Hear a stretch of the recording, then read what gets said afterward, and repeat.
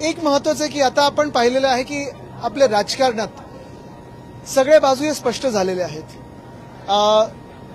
एकच महत्वाचं आहे की आता जनतेला आस आहे की जे महाराष्ट्र लुटत आहेत, जे महाराष्ट्रात भ्रष्ट आहेत, त्यांना कोणी थारा देणार नाही, त्यांना कोणी पाठिंबा देणार नाही.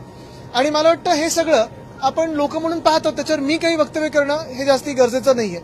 पण एकच महत्वाचं आहे की काल आम्ही ज्या हॉस्पिटलला भेटून आलो, भेट देऊन आलो, डॉक्टर्सना भेटून आलो, नर्सना भेटून आलो, आमची भेट झाल्यानंतर रमेश म्हात्रेंना अटक तर झालेली आहे, पण त्यानंतर मला वाटतं अजूनही त्यांना हॉस्पिटलमध्येच ठेवलेलं आहे. आता ज्या गोष्टींवरनं तुम्हाला अटक झाली आहे त्याचाच तुम्ही आश्रय घेता, त्याचाच तुम्ही मागे लपायचा प्रयत्न करत आहात. पण मग नेमकं गृह खातं किती याच्यावर कीन आहे, किती याच्यावर दबाव टाकून याला आत टाकण्यासाठी दबाव टाकत आहे, की इथे पण एकनाथ शिंदेंचं फडणवीस साहेब ऐकणार आहेत, हे आता पुढच्या 1-2 दिवसात स्पष्ट होईल. डॉक्टर्स जे मागत आहेत, नर्सेस जे मागत आहेत, ते न्याय मागतात, कडक कारवाई मागतात, शिक्षा मागत आहेत. माझं तर म्हणणं आहे की त्याची दिंड काढली पाहिजे आणि त्याचं नगरसेवक पद बरखास्त केलं पाहिजे. पक्षामध्ये अशा पद्धतीचा नगरसेवक वागतो, त्याच्यावरती कुठलीही कारवाई पक्षांतर्गत केली जात नाही. तुमच्या पक्षाचा नगरसेवक असं वागला असता तुम्ही कशी कारवाई त्याच्यावरती केली असती? शिंदेंनी काय करणार अपेक्षित? तुम्हाला आठवत असेल जेव्हा काही मंत्र्यांवर आरोप झाले, जसं संजय राठोड असतील किंवा इतर मंत्र्यांवर आरोप झाले, त्यांना त्यांच्या मंत्रिपदावरनं पहिलं आम्ही काढलं होतं. आणि तसंच आमची ही अपेक्षा आहे की मिंदेंकडून ह्या नगरसेवकाला त्याच्या पदावरनं काढले गेले पाहिजे. त्याच्या तर सीसीटीव्हीमध्ये आता तर नुसतं मारहाणीचा व्हिडिओ नाही, त्याचा जो ऑडिओ आलाय त्याच्यासोबत एवढा घाणेरडा आहे, एवढे घाणेरडे शब्दांचा वापर केलेला आहे, त्यांना बरखास्त करून त्याची दिंड काढली पाहिजे. हीच आमची मागणी राहील. तर आणि तरच त्या डॉक्टर्सना न्याय मिळेल. स्वतः तसेच आहेत, पुढे काय त्यांच्याकडे अपेक्षा? महामार्गावरती देशी दारू विकली जात होती, मोठ्या प्रमाणात हे दारू गेल्या काही दिवसांपासून त्या ठिकाणी विकली जाते. आता महत्वाची गोष्ट हीच आहे की समृद्धी महामार्ग असेल किंवा इतर जे महामार्ग आहेत, एकतर त्या रस्त्याची क्वालिटी बघा, दुसरं म्हणजे जे काही खड्डे बिड्डे पडतात ते बघा. अशा जर घटना होत असतील तर ती दारू नेमकं तुम्ही आता ते कदाचित हे पण कारण देऊ शकतील की इथेनॉल सारखं आम्ही त्या पेट्रोलमध्ये टाकणार होतो आणि त्याचं मिश्रण करणार होतो. हे खूप शक्य आहे, हे सरकार त्याच्या पण केपेबल आहे. पण आम्हाला उत्तर काय येतं हे तर अपेक्षित आहेच, पण सरकारच्या ह्या राज्यामध्ये असं होऊच कसं शकतं हे देखील जाणून घेणं गरजेचं आहे.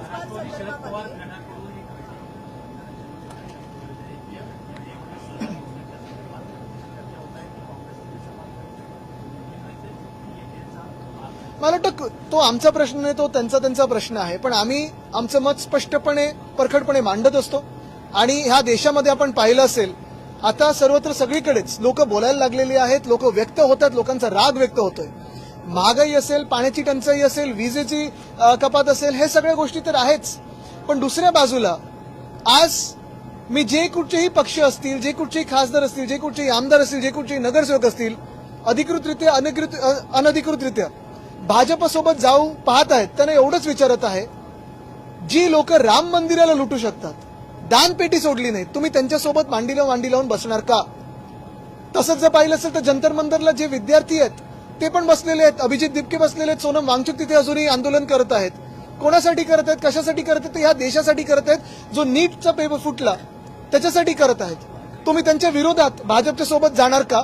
हा माझा सवाल सगळेच जे लोक भाजप सोबत जायचं तर ना, आज मी त्यांना विचारत आहे. एक करू. मुख्यमंत्र्यांनी जे विधानसभेमध्ये भाषण केलं याच्या कशा पद्धतीनं बघताय? जोरदार टीका त्यांनी विरोधकांवरती. त्यांनी 2-2.25 तास ते भाषण खेचलं, खूप थापा मारल्या, पण त्यांचं फ्रस्ट्रेशन हे दिसायला लागलेलं आहे. काय खूप वेळा काय होतं, arrogance is a sign of frustration, हे जे आपण बोलतो, हे काल जिवंत उदाहरण याचं मुख्यमंत्री महोदय. मी या मागच्या आठवड्यात पण सांगितलं की कदाचित हे शेवटचं अधिवेशन त्यांचं मुख्यमंत्री म्हणून आहे. कदाचित त्यांना दिल्लीत कॅबिनेट मंत्री म्हणून खेचलं जाईल, जोर जबरदस्तीने खेचलं जाईल. शिवराज सिंग चौहानांना कसं खेचलं तसं खेचलं जाईल. पण ते फ्रस्ट्रेशन आता लोकांवर काढतायत, महाराष्ट्राच्या जनतेवर काढतायत. आणि जर एवढंच प्रश्न विचारत तुम्हाला झोंबत असेल तर का बसले त्या खुर्चीवर? तुम्ही ज्या खुर्चीवर बसलेला आहात, ज्या सत्तेमध्ये बसलेला आहात, लोक तुम्हाला सवाल करतील. भ्रष्टाचार किया है, पैसा खाया है, तो गाली भी खानी पडेगी, हे समजून घ्या. लोक प्रश्न विचारतील, तुम्हाला उत्तर देणं गरजेचं आहे. महाराष्ट्राला धमकवून चालणार नाही. तुम्ही हिंदीत धमकवा, इंग्लिशमध्ये धमकवा, फ्रेंचमध्ये धमकवा, तुमच्या धमक्या आम्ही ऐकून घेणार नाही. महाराष्ट्र या धमकीला बळी पडणार नाही. आम्ही प्रश्न विचारत राहू. तुम्ही जी अनियमितता केली असेल, तुम्ही जे घोटाळे केले असतील, भ्रष्टाचार केला असेल, तुम्ही ज्या थापा मारता त्याला एक्सपोज करत राहू.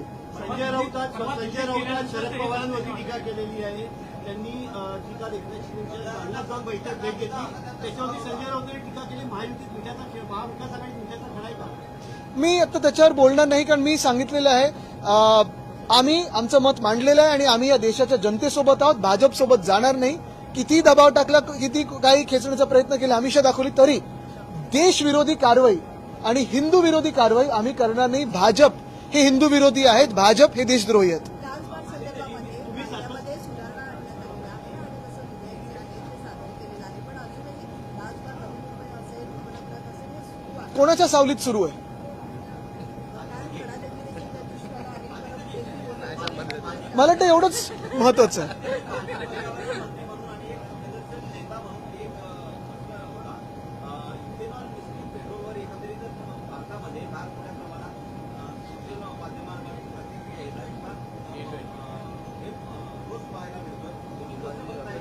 मी इथेनॉल बद्दल सातत्याने म्हणतच आहे की इथेनॉल, पहिली गोष्ट म्हणजे पर्यावरण वगैरे हे सगळं एका बाजूला, पण आपल्याला आठवत असेल तो व्हिडिओ, गडकरी साहेबच सांगत होते की इथेनॉल जेव्हा मिश्रण सुरू होईल तेव्हा 15 रुपये लिटर वगैरे पेट्रोल मिळेल, हा त्यांचाच व्हिडिओ.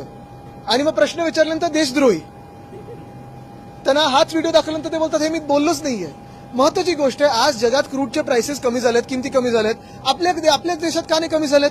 आपल्या सगळ्या आजूबाजूच्या देशांमध्ये पेट्रोल डिझेलचे प्राइस कमी झाले, किमती कमी झाल्यात. मग आपल्याच देशात का नाही कमी झालेत?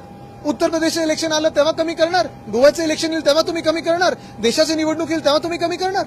आणि इथेनॉल बद्दल पण जे इंडस्ट्री बोलत आहे, जे जगात सगळे बोलत आहेत की इथेनॉल ब्लेंडिंग हे अजूनही अनसायंटिफिक आहे, अजूनही गाड्यांना ह्याच्यातून किती डॅमेज होते आपण पाहतोय, तरी देखील घुसवायचा स्वतःचा धंदा वाढवण्यासाठी रस्ते तुम्ही तर ठीक करून दाखवा. मुंबई गोवा महामार्ग एकतर नीट करून दाखवा. 10-12 वर्ष झाली हा रस्ता चालू आहे. त्या खड्ड्यांमध्ये थोडं इथेनॉल टाकून तिथे तरी ते खड्डे बुजवा. ते मराठीचं बोलतात. अच्छा, शेवटचं तुम्ही सातत्यानं उद्योगजींनी पण देवेंद्र फडणवीसांसोबत पहिले मराठी पंतप्रधान केलं, त्यांनी आज केंद्र. ठाकरेंची इच्छा आहे का देवेंद्रजींनी केंद्रात आम्ही हेच सांगितलं की त्यांनी पहिलं व्यक्त व्हावं, मग आम्ही त्याच्यावर आमच्या भूमिका व्यक्त करू. आम्ही हेच सांगत आहोत. शुभेच्छा म्हणजे पहिली गोष्ट म्हणजे त्यांची बॉडी लँग्वेज बघून, त्यांचं फ्रस्ट्रेशन बघून, त्यांचं अॅरोगन्स बघून एक नक्की दिसायला लागलेलं आहे की भाजप काय आता त्यांना पुढचा काळ महाराष्ट्रात ठेवत नाही, त्यांना हा केंद्रीय मंत्री म्हणून घेणार, हे आता दिसायला लागलेलं आहे.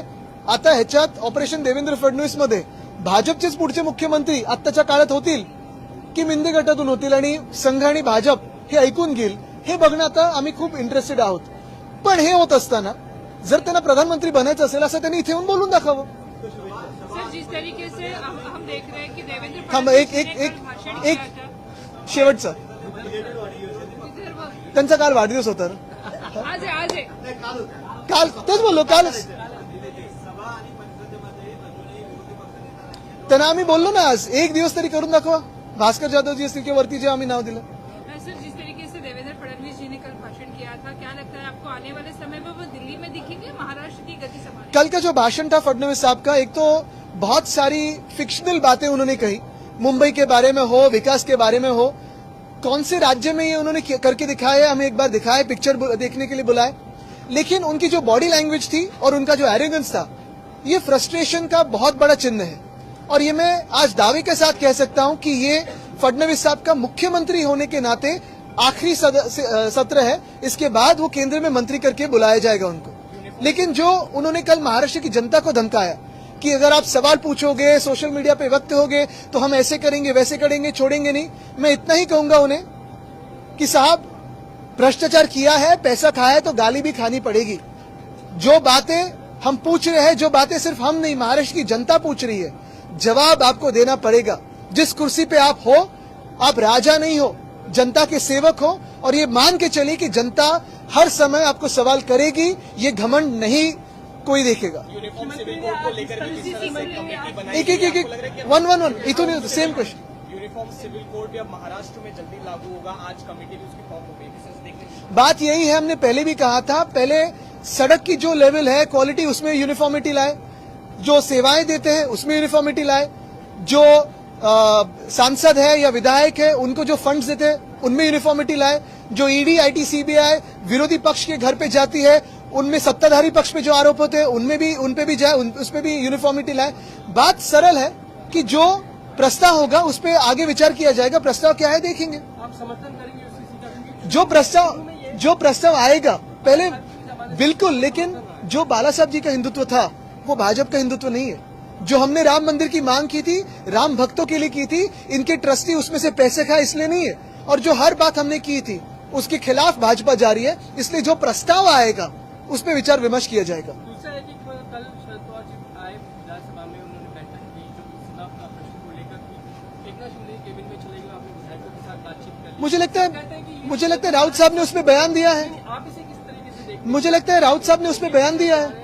राउत साहब ने बयान दिया है, लेकिन मैं यही आज कहना चाहूंगा कि जो भी भाजपा से हाथ मिलाएगा वो राम मंदिर जिन्होंने लूटा है उसको आशीर्वाद दे रहा है। कल अगर हम देखें तो केडीएमसी के पूरे प्रकार में आप भी वहाँ पे गए थे, उनकी अरेस्ट हुई, लेकिन अभी तक जो म्हात्रे है वो अस्पताल में है।